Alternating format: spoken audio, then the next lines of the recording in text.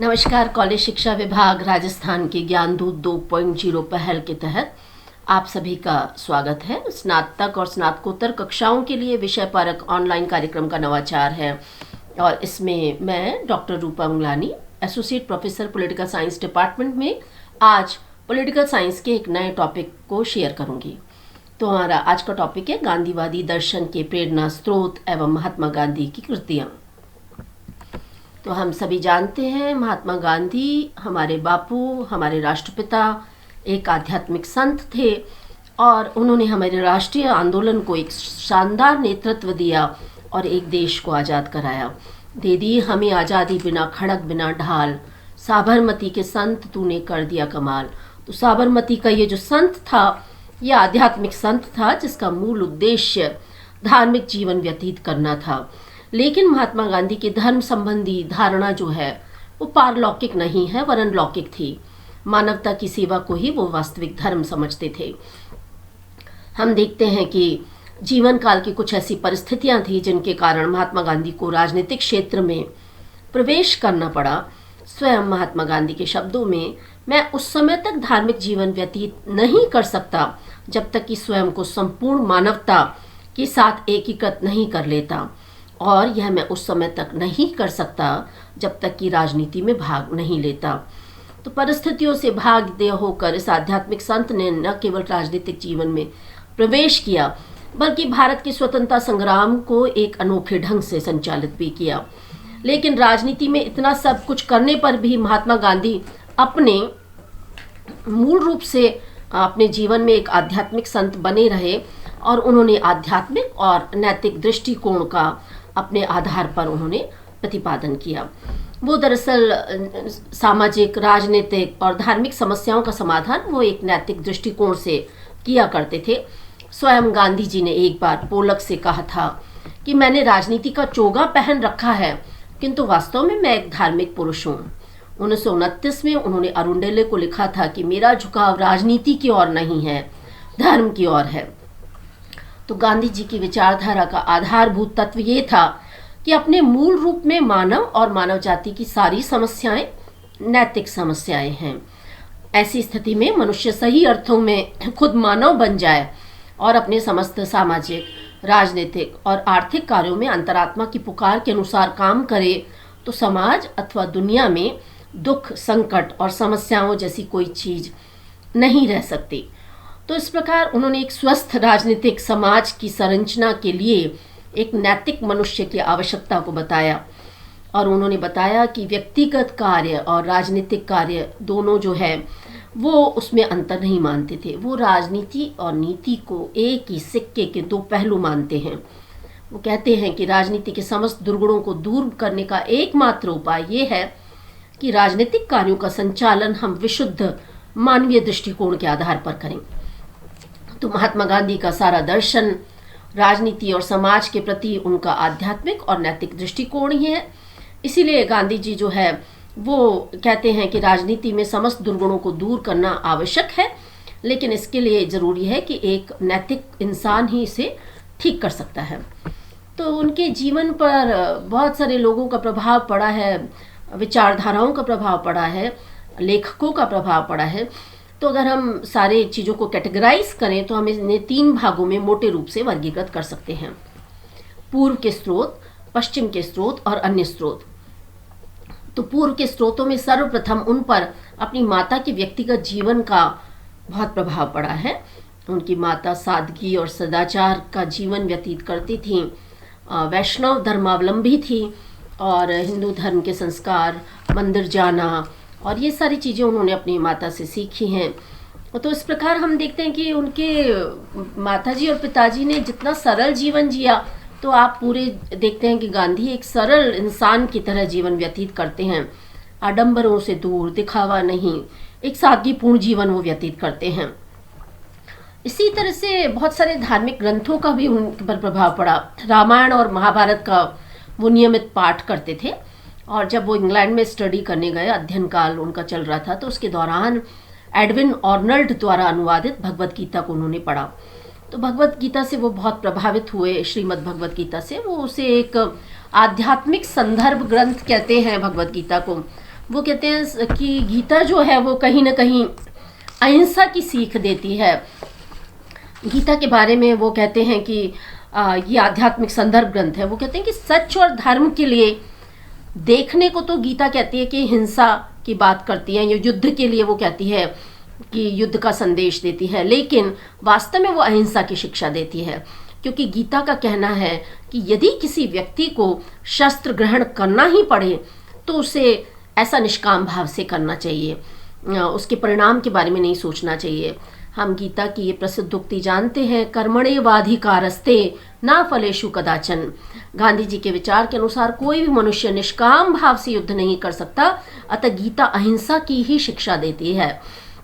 अपने जीवन के बाद के वर्षों में उन्होंने किसी अन्य धार्मिक स्रोत की अपेक्षा गीता से सर्वाधिक प्रेरणा ली। इस संबंध में 28 जुलाई 1925 को कलकत्ता के क्रिश्चियन मिशनरी को संबोधित करते हुए वो कहते हैं कि जब शंकाएं मुझे परेशान करती हैं और मेरे चेहरे पर जब कभी निराशा दिखाई देती है, तब पूरे क्षितिज पर मुझे प्रकाश की एक भी किरण नहीं दिखाई देती, तो मैं क्या करता हूँ? तो मैं भगवत गीता की ओर मुड़ता हूँ और सांत्वना के लिए एक श्लोक ढूंढ लेता हूँ और विकट दुखों के बीच में मुस्कुराने लगता हूँ।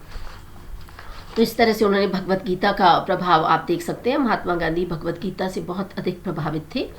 इसी तरह से पतंजलि के योग सूत्र के पंच यमों से भी उन्होंने अहिंसा की शिक्षा ग्रहण की। योग सूत्र को वो आध्यात्मिक विकास के अनुशासन का नियम मानते थे। जैन तथा बौद्ध साहित्य और दर्शन से वो बहुत अधिक प्रभावित थे। सत्य और अहिंसा के दर्शन को उन्होंने ग्रहण किया।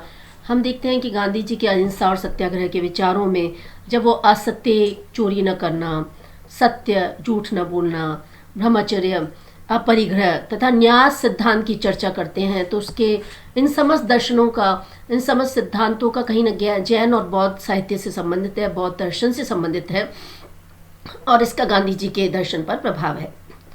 हरिश्चंद्र और श्रवण कुमार के नाटकों का उनके जीवन और चिंतन पर अत्यधिक प्रभाव पड़ा है और हरिश्चंद्र और श्रवण कुमार के नाटकों का प्रभाव मानते हुए उसमें जो सच की बात है, जो सेवा की बात है, जो निस्वार्थ की बात है, उसको उन्होंने अपने जीवन में आत्मसात किया है। उपनिषदों की शिक्षा से भी प्रभावित है महात्मा गांधी। वो उपनिषदों से यह शिक्षा कि संसार को त्याग दिया जाना चाहिए या उसे भगवान के उपहार स्वरूप ग्रहण कर दिया जाना चाहिए, ये शिक्षा उन्होंने ग्रहण की है। इसी तरह से इस्लाम धर्म से दयालुता, शक्ति और विचारशीलता का भी संदेश उन्होंने लिया है। तो हमने देखा कि महात्मा गांधी के इन सभी पूर्व के स्रोतों पर जो है वो सारा प्रभाव पड़ता है और पूर्व के साथ साथ पश्चिम के स्रोतों पर भी उनका प्रभाव पड़ा है। तो महात्मा गांधी ने पश्चिम के स्रोतों में बाइबल से विशेषतः प्रभावित हुए हैं। वो दक्षिण अफ्रीका के प्रवास काल में ईसाइयत या इस्लाम के ग्रंथों का भी उन्होंने अध्ययन किया। तो ईसाइयत के संबंध में बाइबल का जो एक अध्याय है पर्वत प्रवचन, सरमन ऑन द माउंट, उससे वो विशेष प्रभावित हुए हैं, ईसा मसीह की शिक्षाओं से प्रभावित हुए हैं। जब वो पहले उसको पढ़ा तो उन्होंने इस अध्याय से विशेषता उन्होंने ये ग्रहण किया। वो बोले कि इन शिक्षाओं को मैं कभी नहीं भूल सकता। ये शिक्षाएं थी बुराई को अच्छाई से जीतना चाहिए, अपने शत्रुओं को भी प्यार करो और तुमसे जो घृणा करता हो उसके साथ नेकी करो, यदि कोई तुम्हारे एक गाल पे थप्पड़ मारे तो उसके सामने दूसरा गाल कर दो। अर्थात कहीं न कहीं शत्रु से शत्रुता न करके बल्कि नेकी करो, ये जो भाव है ये उन्होंने गीता के, बाइबल के इस अध्याय से उन्होंने ग्रहण किया है। गीता से तो हमने देखा कि उन्होंने कई चीज़ों को सीखा ही है, लेकिन पश्चिम में बाइबल के विचारों से भी उन्होंने लिया। तो अहिंसक प्रतिरोध का सर्वोच्च उदाहरण गांधी जी को ईसा मसीह के इन अंतिम शब्दों में मिला। और वो अंतिम शब्द क्या थे हम सभी जानते हैं कि भगवान उन्हें क्षमा कीजिए क्योंकि वो नहीं जानते कि वो क्या कर रहे हैं। तो इस प्रकार ये अहिंसक प्रतिरोध की चीज़ को वो कहीं ना कहीं ग्रहण करते हैं। कुछ विचारक भी हैं पश्चिम के जिनका गांधी जी के जीवन पर विशेष रूप से प्रभाव पड़ा है, जैसे कि John Ruskin, Henry David Thoreau और लियो टोल्स्टॉय। ये विचारक जो है इनसे वो विशेष रूप से प्रभावित हुए। जॉन रस्किन की पुस्तक थी अनटू दिस लास्ट। इससे वो इतने अधिक प्रभावित हुए कि उन्होंने इसका गुजराती में अनुवाद किया, सर्वोदय के नाम से उन्होंने अनुवाद किया। और इस अनटू दिस लास्ट पुस्तक से उन्होंने सीखा कि बुद्धि की अपेक्षा चरित्र पर अधिक बल दिया जाना चाहिए। वो ये कहते हैं कि जो 1896 में नेपाल जाते हुए उन्होंने इस पुस्तक को, उनके मित्र पोलक ने ये पुस्तक दी थी, अनटू दिस लास्ट, उसको उन्होंने पढ़ा था और उससे प्रभावित हुए। इस पुस्तक से उन्होंने 3 बातें मुख्य रूप से सीखी, जिसमें उन्होंने कहा, पहली बात थी कि एक व्यक्ति का हित सभी व्यक्तियों का हित में निहित है, अर्थात स्वहित जो है वो सर्वहित में निहित है, ये उन्होंने सीखा। इसी तरह से उन्होंने इस पुस्तक से सीखा कि एक वकील के काम का भी उतना ही महत्व है जितना एक नाई के काम का, क्योंकि सभी व्यक्तियों को अपने कार्य से आजीविका प्राप्त होती है और प्राप्त करने का समान अधिकार है। इसी तरह से उन्होंने इस पुस्तक से एक और बात सीखी, वो थी शारीरिक श्रम की। उन्होंने लिखा कि बताया कि मैंने इस पुस्तक से सीखा कि शारीरिक श्रम करने वाले किसान या कारीगर का जीवन ही वास्तविक जीवन है। तो गांधी जी रस्किन से बहुत अधिक प्रभावित थे और इसीलिए वो जीवन में राजनीतिक तथा आर्थिक क्षेत्र में धर्म को महत्व देते हैं और पूंजीपतियों से ये अपेक्षा रखते हैं कि वो मजदूरों के संरक्षक बने, पितृतुल्य व्यवहार करें। और हम सब जानते हैं कि आर्थिक क्षेत्र में उन्होंने जो है ट्रस्टीशिप का सिद्धांत दिया है।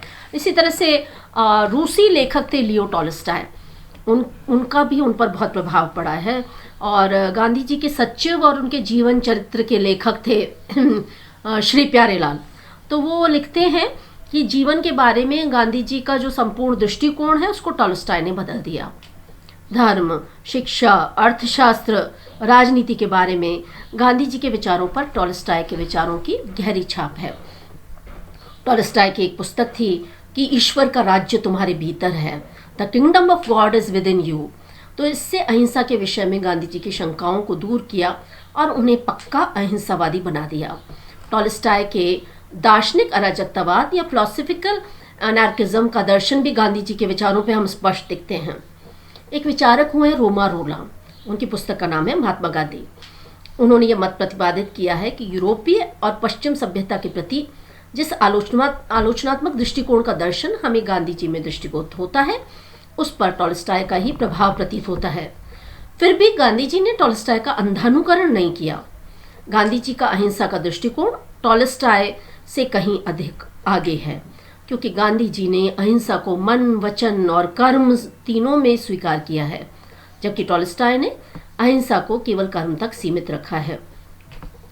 इसके अलावा कुछ और विचारक हैं, उनसे भी प्रभावित हुए। अमेरिकन लेखक थे डेविड थोरो, उनकी पुस्तक on the duty of civil disobedience से प्रभावित थे और असहयोग का सिद्धांत जो है वो उन्होंने जो उससे प्रभावित हुए। थोरो का ये सिद्धांत था कि भलाई को बढ़ाने वाले सभी लोगों तथा संस्थाओं के साथ सहयोग करना चाहिए और बुराई को प्रोत्साहित करने वालों के साथ असहयोग किया जाना चाहिए। इससे प्रभावित होकर गांधी जी ने थोरो की विचारधारा को ग्रहण किया और उसमें संशोधन किया।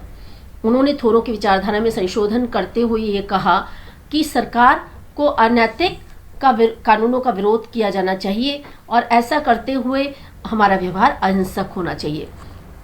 तो हम देखते हैं कि असहयोग का ये जो सिद्धांत है महात्मा गांधी ने जो है वो थोरो से ग्रहण किया। भारतीय कुछ विचारक भी थे, लेखक भी थे जिनसे भी वो प्रभावित हुए। एक गुजराती लेखक थे जो कि श्यामल भट्ट, उनके रचित गुजराती कविता से वो कहते हैं कि उन्होंने जो है बहुत प्रेरणा ग्रहण की। तो वो अपने प्रथम चरित्र लेखक एक मिशनरी डोग को उन्होंने बताया है कि अहिंसक प्रतिकार की जो कल्पना है मुझे श्यामल भट्ट द्वारा रचित गुजराती कविता से सूझी। और ये कविता क्या थी? वो कविता थी कि यदि कोई तुम्हें पानी पिलाए और तुम भी उसे बदले में पानी पिलाओ तो उसका महत्व नहीं है। महत्व तो तब है जब अपकार के बदले तुम उपकार करो। तो इससे वो जो प्रेरित हुए और उसके बाद उनको लगा कि अहिंसक प्रतिकार की संकल्पना है। तो आप देखते हैं कि ये पूर्व के, पश्चिम के और अन्य स्रोतों को आप देखते हैं तो गांधी जी पर इन सब का प्रभाव पड़ा। और इसके अलावा Plato, Thomas Paine, Rawlins, Henderson, Huxley, Mazzini, Edward Carpenter, ये सब यूरोपियन और अमेरिकन विचारक थे जिन पर गांधी जी ने गहन उनका विचारकों का अध्ययन किया और उनके विचारों को अपने जीवन, चिंतन और दर्शन में स्थान दिया। सबसे बड़ी बात यह है कि उनकी कथनी और करनी में कोई भेद नहीं था। और हम इसी टॉपिक के साथ जुड़ी हुई एक चीज़ और देखते हैं, वो है गांधी जी की कृतियाँ। तो वो एक श्रेष्ठ लेखक थे, अनुवादक थे, संपादक थे। ये कहा जाता है कि वो दोनों हाथों से लिखने की काबिलियत रखते थे, उल्टा और सीधा दोनों हाथों से लिख सकते थे, उनकी काबिलियत थी। और ये कहा जाता है कि वो बहुत तेज़ी से लिखने वाले लेखक थे, बहुत तीव्र गति से उनका लेखन था। तो उन्होंने अपनी 2 पुस्तकें, जो उनकी बहुत प्रसिद्ध पुस्तक है हिंद स्वराज और सत्य के साथ मेरे प्रयोग, जो कि इनकी आत्मकथा है, माई एक्सपेरिमेंट विथ ट्रुथ, ये इनकी जो 2 प्रसिद्ध कृतियाँ हैं उनको तो हम जानते ही हैं। उनकी कुछ अन्य रचनाएं भी हैं, जैसे कि शांति और युद्ध में अहिंसा, non violence in peace and war, नैतिक धर्म, एथिकल रिलीजन, सत्याग्रह, सत्य ही ईश्वर है, सर्वोदय, सांप्रदायिक एकता, अस्पृश्यता निवारण, ये उनकी कुछ अन्य रचनाएं हैं। इसके अलावा गांधी जी एक बहुत अच्छे पत्रकार भी थे, संपादक भी थे। हम देखते हैं दक्षिण अफ्रीका में जब वो अप्रवासी भारतीयों का नेतृत्व कर रहे थे, तो उन्होंने अपना प्रसिद्ध पत्र इंडियन ओपिनियन लिखा, जिसमें उन्होंने रंग भेद की नीतियों के बारे में छोटे छोटे लेख लिखे और शासनिक नीतियों को बदलने के लिए जो है प्रेरित किया। तो इंडियन ओपिनियन प्रसिद्ध पत्र था उनका।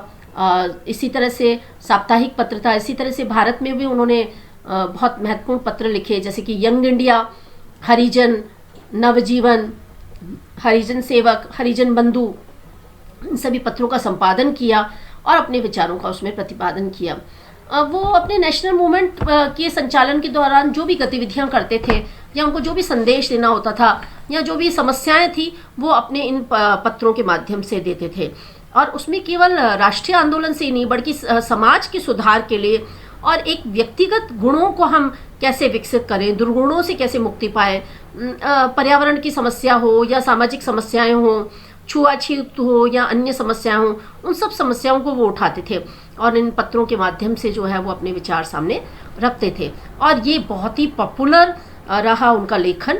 और हम देखते हैं कि आज भी छोटी सी हिंद स्वराज की जो पुस्तक है वो कितना अपना कालजयी है, काल के साथ उसमें लगातार है। उसमें आज की समस्याओं का भी हमें समाधान नज़र आता है, वो समय से बहुत पहले थे।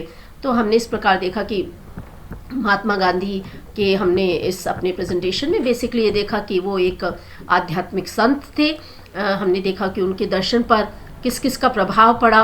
हमने ये भी देखा कि जितने भी स्रोत हैं, अलग अलग लोगों के, संस्थाओं के, लेखकों के स्रोतों से उन्होंने, विचारों से उन्होंने जो है अपने दर्शन के स्रोत लिए हैं। पूर्व के स्रोत हों, पश्चिम के स्रोत हों या अन्य स्रोत हों। हमने देखा कि पारिवारिक जीवन में उनके प्रभाव पड़ा है, धर्म ग्रंथों का प्रभाव पड़ा है, भगवत गीता और रामायण और महाभारत का बहुत प्रभाव पड़ा है, जैन और बौद्ध दर्शन का प्रभाव पड़ा है, उपनिषदों का पड़ा है, योग सूत्र का प्रभाव पड़ा है, इस्लाम धर्म का प्रभाव पड़ा है। पश्चिमी स्रोतों में हमने देखा कि बाइबल से वो कितना ग्रहण करते हैं। इसी तरह से John Ruskin, Henry David Thoreau, Leo Tolstoy जैसे विचारक हैं, जिनसे उन्होंने बहुत कुछ ग्रहण किया, उनकी पुस्तकों से ग्रहण किया और उनको भारतीय परिस्थितियों के अनुसार अपने राष्ट्रीय आंदोलन में उन पुस्तकों से ग्रहण करते हुए अपने पहले व्यक्तिगत जीवन में उन्होंने उसको उतारा, व्यक्तिगत जीवन में उतार कर, और फिर उसके बाद उन्होंने उसकी शिक्षा आगे ली और उसके सिद्धांत उन्होंने सामने रखे। और इस तरह से हम देखते हैं कि महात्मा गांधी, वो खुद कहते हैं कि गांधीवाद जैसी कोई चीज़ नहीं है, लेकिन वो जो विचार वो रखते हैं दूसरे से प्रभावित होकर एक बहुत सुंदर तरीके से बुनकर उसकी व्यवहारिक समस्याओं का समाधान वो जो हमारे सामने रखते हैं, वो सब हमने रखा। तो बहुत विराट स्रोत हैं उनके, अलग अलग जगह से है और अलग अलग विचारकों से है उन्होंने ग्रहण किया। और इतनी अध्ययनशीलता उनकी ज़बरदस्त थी, क्योंकि जीवन चिंतन और दर्शन में उतारने से पहले बहुत ज़रूरी होता है कि उसको गहराई से पढ़ा जाए। उसको गहराई से पढ़ा और उसके बाद उन्होंने उस सिद्धांतों का प्रतिपादन किया। हमने देखा कि वो एक अच्छे राइटर थे, अनुवादक थे, संपादक थे और एक ऐसे लेखक थे जिनकी लेखनी का युगों के बाद भी वो पूरा प्रभाव पड़ा है। और उनकी प्रासंगिकता हम सब देखते हैं कि हमारे जीवन में और दुनिया में, केवल हमारे ही नहीं बल्कि देश और दुनिया से, देशों की सीमाओं से इतर जो अपने सिद्धांतों का प्रतिपादन किया है। तो ये हमने देखा कि गांधी जी की कृतियाँ, आप इस टॉपिक को तैयार ज़रूर करें, और क्योंकि इस टॉपिक से संबंधित बहुत सारे सवाल अक्सर आते हैं, तो आप जो है इस टॉपिक को तैयार करने के साथ साथ और इससे संबंधित और भी अध्ययन करें। और हम अगले एक नए टॉपिक के साथ मिलेंगे। धन्यवाद, शुभकामनाएं।